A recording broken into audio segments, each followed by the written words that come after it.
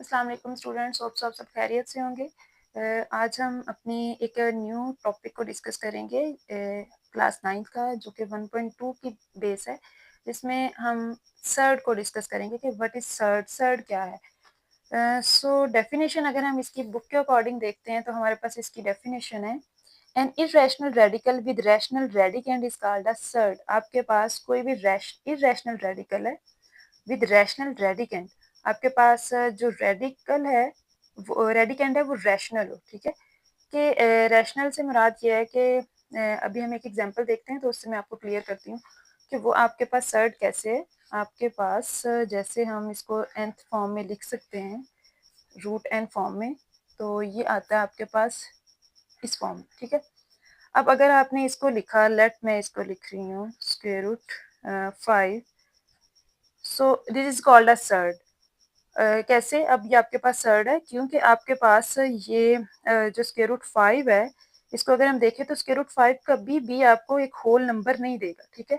सो आपके पास ये जो रेडिकेंड है ये एक रैशनल रेडिकेंड है, ठीक है। इसको हम पी बाई क्यू की फॉर्म में लिख सकते हैं। जब अगर हम इसको सॉल्व करते हैं तो ये एक रैशनल नंबर है, ठीक है।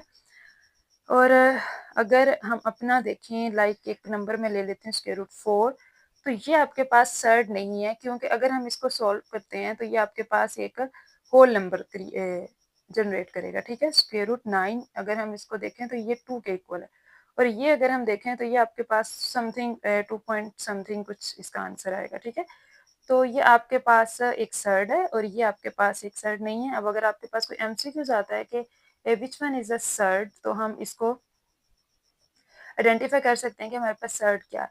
अगर हम बुक पे आपकी देखो एग्जांपल, तो वहाँ पे भी आपने उसने दिया हुआ है स्क्वायर रूट 9। स्क्वायर रूट 9 आपके पास सर्ड नहीं है।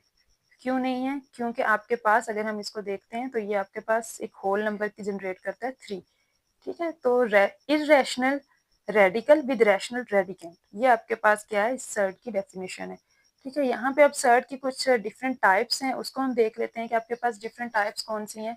अब आप अगर क्वेश्चंस को देखें तो वहाँ पे आपके पास कुछ डिफरेंट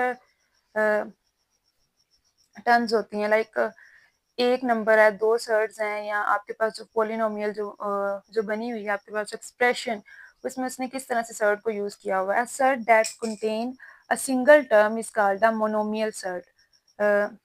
आपके पास कोई भी एक सर्ड जिसमें एक सिंगल टर्म हो उसको मोनोमियल कहते हैं। मोनोमियल, मोनो का मतलब क्या होता है, सिंगल मीन्स के वन। इस वजह से हमारे पास अगर हम मोनो का मतलब देखें, सो मोनो मीन वन, तो आप इस वजह से हमारे पास अगर एक सर्ड यूज हो रही है जैसे कि स्क्वायर रूट 5, स्क्वायर रूट 3, ठीक है, ये डिफरेंट है, ये अलग से है, ये अलग से है, तो ये हमारे पास क्या होंगे, मोनोमियल सर्ड, ठीक है। फॉर एग्जांपल हमारे पास स्क्वायर रूट आ जाता है 7, स्क्वायर रूट 11, तो ये आपके पास कौन सी सर्ड्स हैं, मोनोमियल, ठीक है। अब नेक्स्ट आपके पास जो इसकी सेकंड टाइप है वो क्या कह रही है कि आपके पास a set that contain the sum of two monomial, अगर दो मोनोमियल आपस में एड अप हो रही हैं तो उसको हम क्या कहते हैं, बाइनोमियल। वर्ड बाई का मतलब आपने छोटी क्लासेस में पढ़ा होगा, बाई मीन होता है 2, so by mean 2, so that's why हमारे पास इसमें अगर दो सर्ड्स यूज हो रही हूँ और उनको हम प्लस कर रहे हैं, माइनस कर रहे हैं, जैसे square root 5 plus square root 2, ठीक है, ये हमारे पास क्या हो जाएगी, इसमें दो सर्ड्स यूज हुई हैं तो हम इसको बाइनोमियल, मोनोमियल, इसको हम मोनोमियल कहेंगे जिसमें सिंगल है, और जिसमें दो है उसको हम बाइनोमियल, बाइनोमियल सर्ड कहेंगे, ठीक है। अब नेक्स्ट इसकी जो थर्ड टाइप है उसमें वो डिफाइन कर रहा है, अगर आप उन दोनों का कॉन्जुगेट ले लेते हो और called conjugate surd of each other. अब कॉन्जुगेट मीन क्या होता है, बहुत ही एक इंटरेस्टिंग सा आपके पास ये भी पार्ट है कि आपके पास स्क्वायर रूट ए और स्क्वायर रूट बी कोई भी दो सर्ड्स लिखी हुई हैं, ठीक है, ओनली वो आपके पास बाइनोमियल बाइनोमियल चाहिए। अगर वो बाइनोमियल है और अगर हम इसका ये सेकंड वाले के साथ जो साइन है इसको चेंज कर देते हैं तो वो आपके पास उसका कॉन्जुगेट बन जाता है। अगर ये प्लस था तो मैंने इसको क्या किया, माइनस कर दिया, तो ये आपके पास इसका क्या होगा, इसी सर्ड का कॉन्जुगेट होगा, ठीक है, इसका कॉन्जुगेट होगा। आप अगर लाइक ये है इसका कॉन्जुगेट, ये दोनों एक दूसरे के कॉन्जुगेट है, ठीक है। तो आपके पास ये 3 टाइप्स हैं पेपर के पॉइंट ऑफ व्यू से। ये तीनों डेफिनेशन इंपॉर्टेंट भी हैं, conjugate of surd, monomial, binomial और सर्ड की डेफिनेशन इटसेल्फ। यहाँ पे एक छोटी सी रिमेंबर पॉइंट लिखा हुआ है, the product of two conjugate surd is a rational number. आपके पास अगर दो कॉन्जुगेट हैं, प्रोडक्ट लो उनका, अगर आपके पास कोई भी, अब इस चीज़ को अगर हम सॉल्व करना चाहें तो मैं आपको इसका एक एग्जांपल दे देती हूँ कि लाइक आपके पास लिखा हुआ था √5 प्लस √3। अगर मैं कहूँ कि इसका हमने अगर कॉन्जुगेट लेना है तो ये आ जाएगा √5 माइनस √3।